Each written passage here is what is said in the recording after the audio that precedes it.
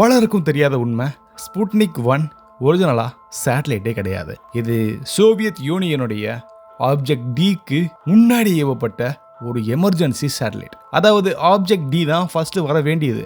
ஆனால் ஸ்புட்னிக் 1 முதல் முறையே வந்ததுக்கு ஒரு மிகப்பெரிய காரணம் ரஷ்யா யூஎஸ்ஏ மேலே வச்சிருக்கக்கூடிய ஒரு மிகப்பெரிய பயம். அந்த காலத்தில் ஸ்பேஸ் வார் அப்படின்றது ரொம்ப ரொம்ப பரவலாக இருந்துச்சு. யார் விண்வெளிக்கு முதலாக விண்கலத்தை அனுப்புகிறாங்க அப்படின்ற ஒரு மிகப்பெரிய போர் நடந்துச்சு. ஸோ யூஎஸ்ஏ ஃபர்ஸ்ட்டாக ஏதோ ஒரு லான்ச் பண்ணிடுவாங்க அப்படின்ற பயத்தில் தான் இந்த யூஎஸ்எஸ்ஆர் ஃபர்ஸ்ட்டாக ஒரு சின்ன விண்கலத்தை விண்ணுக்கு அனுப்பணும்னு அவங்க நினச்சாங்க.